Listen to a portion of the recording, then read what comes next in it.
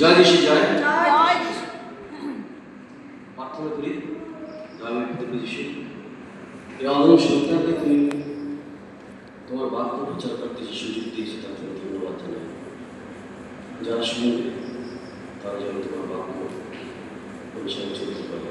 এই বাক্য আমার জন্য তোমার বাক্য জন্য তুমি আশীর্বাদ করো। আমেন। আমেন।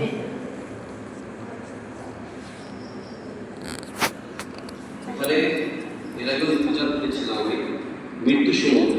তখন আমি একটা কথা বলেছিলাম যে হাঁটু জলে দাঁড়িয়ে সাঁতার কাটা যায় না, আর আমাদের মাস্টার সেই গলা জলে নামিয়ে দিয়েছি, তাই আর সাঁতার কাটতে পারছি। হালেলুয়া। প্রথম যারা সাঁতার কাটতে পারে তার খুব ভালো লাগে। আমি এখন যখনই সুযোগ পাই খুব ভালো লাগে প্রচার করতে, যদিও বাক্য বেশি বড় হয় না, কারণ আমরা সেই বাক্য প্রচার করতে পারি না অত ভালো করে। কারণ একটা কথা আছে বাইবেলে, বালককে তার গন্তব্য অনুসারে শিখতে দেওয়া প্রাচীন বলে থাকবে না।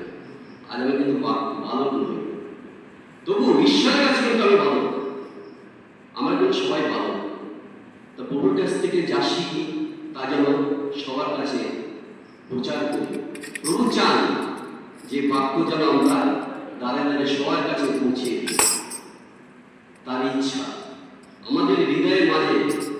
আজ বলবো এই হৃদয়ের মাঝে প্রভুর বাক্য যেন থাকে, আর প্রভুর বাক্যে যেন ডুবে থাকি, প্রেমের বাক্যে যেন ডুবে থাকি, আর সেই জন্য সাঁতার কাটতে পারি আমরা। আজকের বিষয় হচ্ছে মন্দির। মন্দির আছে, কয় প্রকার মন্দির আছে আমরা জানি? দুই রকম মন্দির।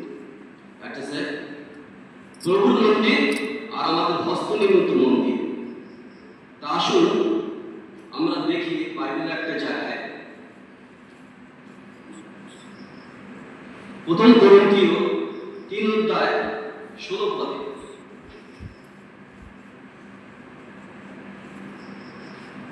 সেখানে লেখা আছে, যদি কেউ ঈশ্বরের মন্দির নষ্ট করে তবে ঈশ্বর তাহাকে নষ্ট করিবে, কেননা ঈশ্বরের মন্দির পবিত্র, আর সেই মন্দির তোমরাই।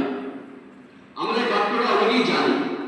আর এক জায়গা আছে প্রথম করন্থীয় 6:19, সেখানে লেখা আছে, অথবা তোমরা কি জানো না যে তোমাদের দেহ পবিত্র আত্মার মন্দির, যিনি তোমাদের অন্তরে থাকেন, যাহাকে তোমরা ঈশ্বর হইতে প্রাপ্ত হইয়াছ, আর তোমরা নিজের নও, কারণ মূল্য দ্বারা কৃত হইয়াছ। অতএব তোমাদের দেহ ঈশ্বরের গৌরব করো। প্রথম করন্থীয় 3:16 যদি বলা হয়েছে, যদি কেউ ঈশ্বরের মন্দির নষ্ট করে, যদি কেউ কারাই আমরা, আমাদের এই যে মন্দির, এই মন্দির কিন্তু ঈশ্বরের মন্দির। এটা যদি আমি আমার মন্দিরকে নষ্ট করি, তাহলে প্রভু কি আমাকে ছাড়বেন? ছাড়বেন। আমরা কি করি? আমরা প্রভুর মন্দিরকে নষ্ট করি। এই মন্দিরে প্রভুর বাক্য নয়, অন্য কিছু রাখি। প্রভুর আনন্দ, উল্লাস, গান এসব রাখি না, রাখি অন্য কিছু। তাহলে আমরা যদি এই মন্দিরকে অন্য কিছু লিখে, অন্য কিছু কালেমা ভরে রাখি, আর সেখানে যদি বহু বাসনা করতে পারে, তাহলে কি নষ্ট করবেন না? আমাদের ছাড়বেন না। একজনের জন্য যদি 5 জন নষ্ট হয়, এই আমার এই মন্দির নষ্ট করার জন্য আমাকে অনুপ্রাণিত হয়ে যায়, আর 5টা যদি মন্দির নষ্ট হয়ে যায়, প্রভু কিন্তু ছাড়বেন না। তবে সেই একজন যাহার দ্বারা নষ্ট হয়ে গেছে, তার পৃথিবীতে থাকার চেয়ে না থাকাই ভালো। সেই মন্দির না থাকাই ভালো, সেই লোক না থাকাই ভালো, যার দ্বারা 5টা লোক যদি নষ্ট হয়ে যায়। আর আমার দ্বারা যদি 5টা লোক জীবিত হয়, যদি আত্মা পায়, যদি প্রাণ পায়, প্রভু বাক্য প্রচার করে, তবে সেই আশীর্বাদ নেমে আসতে পারে। উদাহরণস্বরূপ বলবো, 5টা সমুদ্রের দিকে তাকান, যিনি আমাদের মধ্যে 5টা প্রচারক তৈরি করেছেন। কেন? প্রভুর বাক্য যাতে একা না, আরো যেন দিকে দিকে প্রচারিত হয়। আমরা আর এক জায়গা দেখি, নবীলিখিত সুসমাচার 26:24, সেখানে লেখা আছে, মনুষ্যপুত্রের বিষয়ে, এটা প্রভু যিশু বলছেন, মনুষ্যপুত্রের বিষয়ে যেমন লিখিত আছে, তেমনি তিনি যাইতেছেন, কিন্তু ঠিক সেই ব্যক্তিকে যাহার দ্বারা মনুষ্যপুত্র সমর্পিত হন সেই মানুষের জন্ম না হইলে তাহার পক্ষে ভালো ছিল। যদি কোনো ব্যক্তির দ্বারা যদি মন্দির প্রভুর কোনো মন্দির নষ্ট হয়ে যায়, সেই ব্যক্তিকে জন্ম না নেওয়াই ভালো ছিল। তাহলে সেই ব্যক্তি যদি পৃথিবীতে জন্মগ্রহণ করে তার মরে যাওয়াই ভালো, যদি তার দ্বারা আরো 5টা মন্দির যদি নষ্ট হয়ে যায়। জুদাস তার সম্বন্ধে বলেছে এখানে যে সেই মানুষের জন্ম না হলেই তার পক্ষে ভালো ছিল। জুদাস কি করেছিল? জুদাস প্রভুর সাথে ছিল না, প্রভুর সঙ্গীত পায়নি, প্রভুর স্পর্শ পায়নি, সবই পেয়েছে, পেয়েছে তো প্রভুর সাথে উঠা বসা করেছে, তবু প্রভুকে চিনতে পারেনি, তাকে ধরে রাখতে পারেনি, অপরাধ করেছিল। এইরকম ব্যক্তি যদি আমাদের মধ্যে থাকে, যদি আমার প্রভুর মন্দির নষ্ট করি, সেই সব মনুষ্যদের বা সেই আত্মাদের বা সেই মন্দির না থাকাই ভালো, থাকার থেকে না থাকাই ভালো। যদি আমাদের দ্বারা কোনো আরো 5টা মন্দির নষ্ট হয়ে যায়, সেই জুদাসের মতো আমরা যদি হই, আমাদের মতো মানুষদের থাকার থেকে না থাকাই ভালো। ঈশ্বরীয় জীবটা যা করেছে আমরা যদি তার মতো করি, তাহলে কি আমাদের আশীর্বাদ কি আসবে আমাদের মধ্যে? আমরা কি করি? প্রভুর জন্য একটা মন্দির তৈরি করে রেখেছি, সেই মন্দিরে কি করছি? প্রভু থাকবে। আমরা সারা সপ্তাহ করে থাকি কোথায়? বাড়িতে। প্রভুর উদ্দেশ্যে আনন্দ নাই, প্রভুদের উল্লাস নাই। প্রভু 1 সপ্তাহ পরে এসে তোমার সাথে দেখা করবো, তাই তো? 1 সপ্তাহ পরে এসে আমরা দেখা করি প্রভুর সাথে, তার সাথে গান করি, আনন্দ করি। তাও সবাই আসে না, মনে করি ও মন্দির তো প্রভুর মন্দির, ওখানে কি জন্য যাবো? এই প্রভুর মন্দির এটা বলছি। দেখুন আর এক জায়গায় লেখা হয়েছে, পেরিত 17 অধ্যায় 24 থেকে 25 পদে, ঈশ্বর যিনি জগৎ ও তন্মধ্যস্থ সমস্ত বস্তু নির্মাণ করিয়াছেন, তিনি স্বর্গে ও পৃথিবীর প্রভু। সুতরাং হস্ত নির্মিত মন্দিরে বাস করেন না, কোনো কিছুর অভাব প্রযুক্ত মনুষ্যের হস্ত দ্বারা নির্মিত সেবিত হন না। তিনি সকলের জীবন ও শ্বাস ও সমস্তই দিতেছেন। তাহলে প্রভু চান কি? তার নির্মিত মন্দির, এই হৃদয় মন্দির, এখানে বাস করতে চায়। কিন্তু এই হৃদয় মন্দিরে আমরা কি করি? প্রভুর কোনো বাক্য নেই, প্রভুর কোনো গান নেই, প্রভুর কোনো উল্লাস নেই, প্রভুর কোনো আরাধনা নেই। আমরা জগতের সব কিছু রেখে আমরা বাড়িতে বসে আমরা ছেলে মেয়েদের সাথে আনন্দ করতে করি, বন্ধু বান্ধব দিয়ে থাকি, প্রভুর কথা ভুলে যায়। 1 সপ্তাহ পরে যখন আসি মন্দিরে, এই হস্তনির্মিত মন্দিরে, তখন এসে কি করি? চিন্তা করে থাকে বাড়িতে সারা সপ্তাহ ছুটি, স্কুল পরে ছুটি এসছে, এই ছুটিতে আমি কি করবো? বাড়িতে ওর কাজ আছে, তোমার কাজ আছে, এই কাজ আছে, সেই কাজ আছে। আমি যদি তাড়াতাড়ি না যাই, আমার কাজটা সম্পূর্ণ হবে না। আমার মন পড়ে থাকে কোথায়? প্রভুর এই ভিড়ে নয়। তাহলে প্রভুর গৃহে থাকে কি করে? প্রভুর গৃহ হয় কি করে? এই হস্তনির্মিত হয়ে যায়। যদি আমাদের এই প্রভুর গৃহে যদি আমাদের এই আত্মা যদি না আসে, এই মন্দিরে উল্লাস না করে, এখানে প্রভুর আরাধনা না হয়, এই মন্দিরে প্রভু থাকবেন কেন? কেন থাকবেন? সমস্ত সৃষ্টিকর্তা, সমস্ত জগতের সৃষ্টিকর্তা তিনি, তার থাকার কি অভাব আছে? যেখানে তাকে ডাকবে সেখানেই প্রভু যাবে। আজ আমরা এখানে না ডাকি তাকে, তাকে না স্মরণ করি, এখানে এসে যদি আনন্দ উল্লাস না করি, প্রভু এখানে আসবে কেন? আর কি জানা নেই প্রভু এই হস্তনির্মিত মন্দিরে প্রভু আসবেন যদি আমরা না আসি। তার এই মন্দির যদি এখানে না আসে, তার আত্মা যদি এখানে না আসে, আর তার এই হৃদয় মন্দিরে যদি প্রভুর বাক্য না লেখা থাকে, এখান থেকে পাদ্রী প্রভু কি করেন? প্রভুর বাক্য দেন। প্রভুর বাক্য, তার বাক্য নয়। সেই বাক্য যদি তোমার অন্তরে না থাকে, সেই উল্লাস যদি না থাকে, সেই বাক্যে প্রভু থাকবেন না, সেই অন্তরের মধ্যে থাকবেন না, হৃদয় থাকবেন না। কি থাকবেন?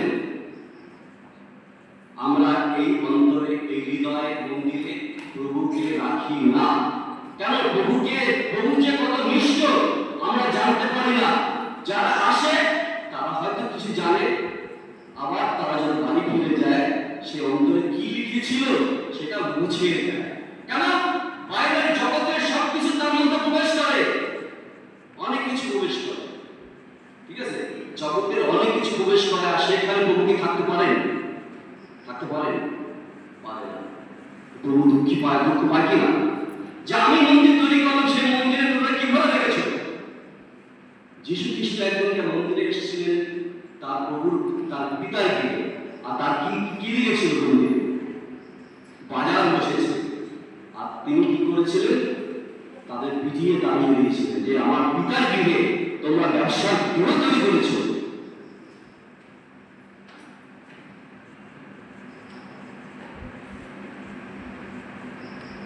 গীতসংহিতা 38 অধ্যায় 8 পদে, আস্বাদন করিয়া দেখো সদাপ্রভু মঙ্গলময়, ধন্য সেই ব্যক্তি যে তাহার শরণাপন্ন।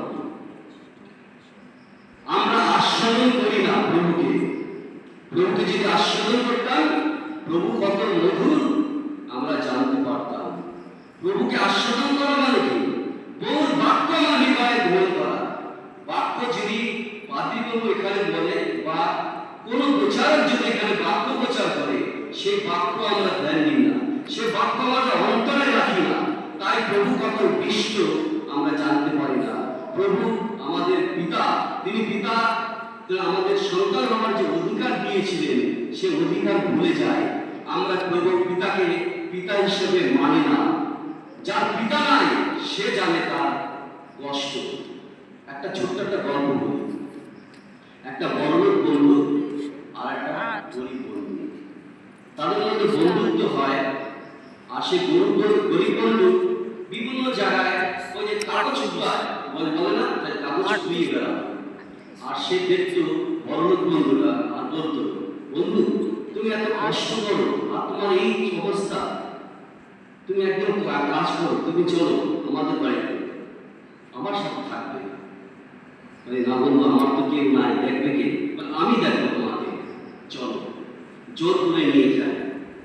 নিয়ে গেল, দেখবে তোমার বাড়ি কত মিষ্টি, আমার পিতা কত মিষ্ট, তুমি জানতে পারবে। গেল, গিয়ে বাড়ির মধ্যে দেখো, হ্যাঁ বাড়ি অনেক বড়, বিশাল বাড়ি, সুন্দর বাড়ি। ঢুকে গিয়ে বললো, বন্ধু সবই ঠিক আছে, কিন্তু সেই আমি সেরকম মিষ্টতা বা কিছুই পাচ্ছি না। সেই বন্ধু, আমি যে গন্ধটা যে কাছার থেকে পাই, সেই গন্ধই পাচ্ছি, সব কিছু হয়ে উঠবি। তাহলে তোমার আমার মধ্যে কি পার্থক্য? তোমার বাড়িটাই শুরু করো। তখন বলো, বন্ধু যাও, এখানে স্নানাগার আছে, যাও চান করো।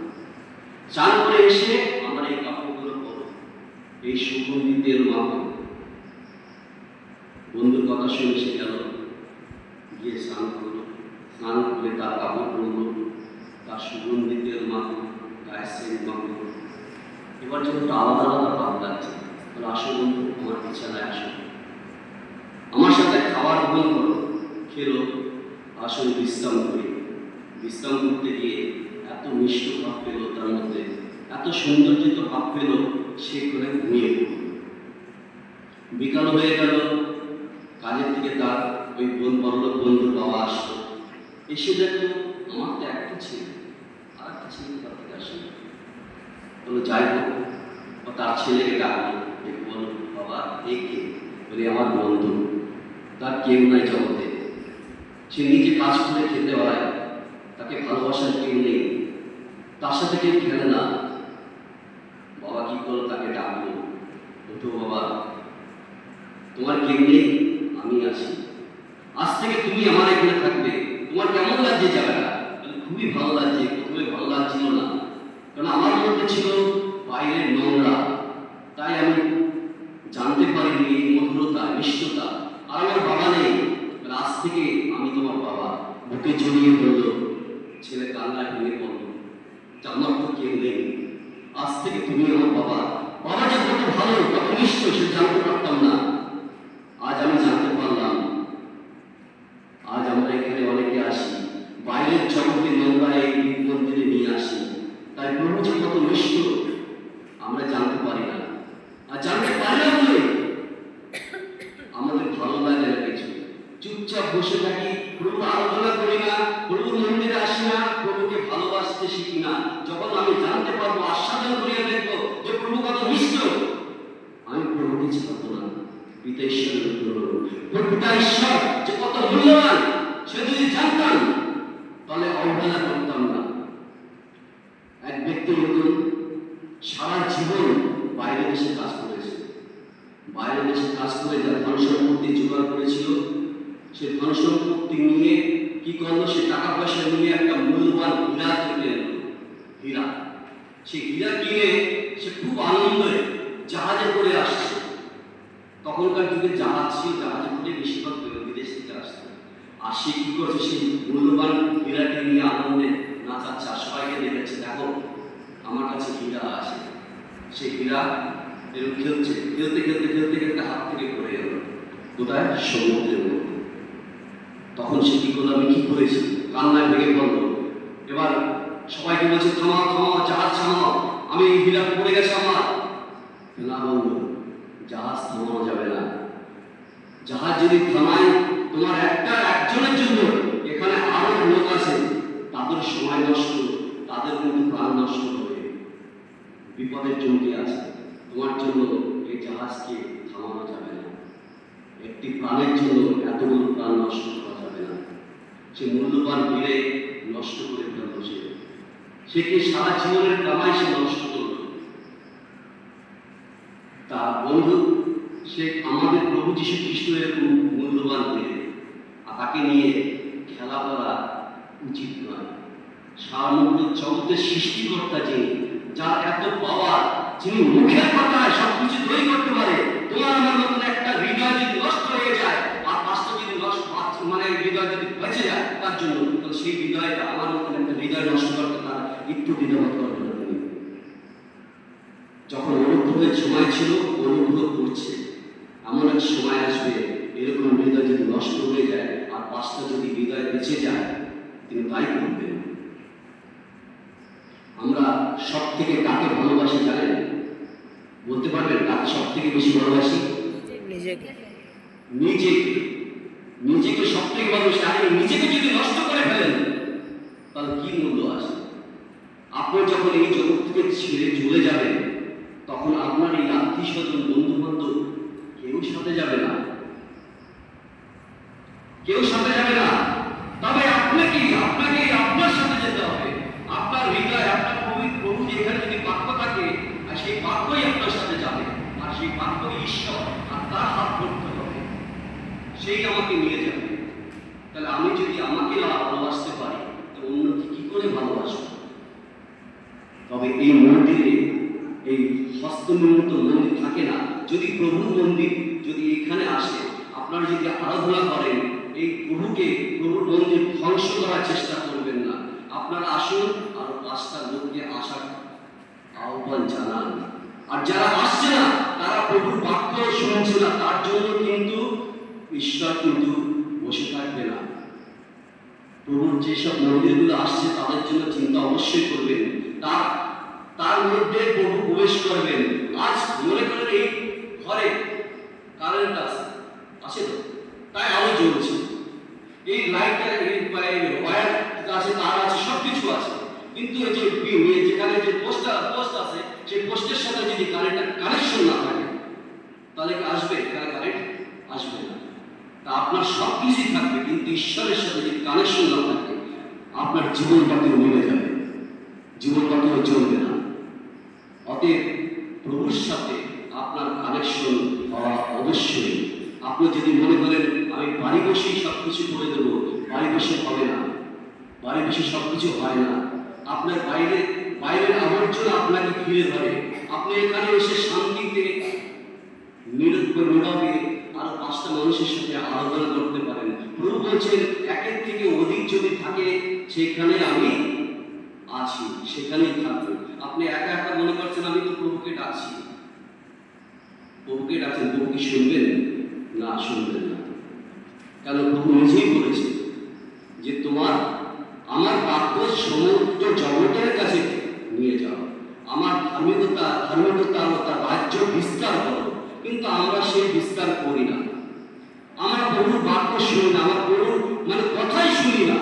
আমরা নিজের জন্য চিন্তা করি, আমি বাঁচবো, আমি খাবো, আমি করবো, প্রভু আমাকে ভালো রাখবো, আমার সংসারকে ভালো রাখবো, আমাকেই ভালো রাখবো, আর কারোর জন্য তো আমরা চিন্তা করি। তাহলে প্রভু কি শুনবেন? প্রভু তোমার সংসার, তোমার ছেলে মেয়ে, তোমাকে নিয়ে, প্রভুর সংসার সমস্ত জগৎকে নিয়ে। সমস্ত মানব জাতিকে নিয়ে প্রভুর সংসার। এখান থেকে যদি তার হৃদয়ে চলে আসে, তার প্রভুর পথে আসে, খুবই আনন্দিত হয় যে আমার একটা সন্তান আর একটা সন্তানকে নিয়ে আসছে, তাকে বাঁচিয়েছে, প্রভু আনন্দিত হবে। অতএব আমরা যে প্রভুর পথে যেন সেইভাবে চলি, প্রভুর বাক্য শুনি, এই অন্তরে এই হৃদয়ে যেন প্রভুর বাক্য রাখি, তবে এই মন্দিরে আসা সার্থক হবে। এই প্রভু সারা সপ্তাহ ধরে এখানে পড়ে থাকবেন না, আপনার সাথে সাথেই থাকবেন। আপনি যখন আসবেন এই মন্দিরে আপনার সাথেই আসবেন, আপনি যখন যাবেন আপনার সাথেই যাবেন, আপনাকে ভালোবাসবেন। কারণ আপনি তাকে যদি তার হৃদয়ে স্থান দেন, অন্তরে স্থান দেন, তার বাক্য যদি আপনার হৃদয়ে থাকে, তাহলে প্রভু আপনার হৃদয়ে থাকবেন। ধন্যবাদ।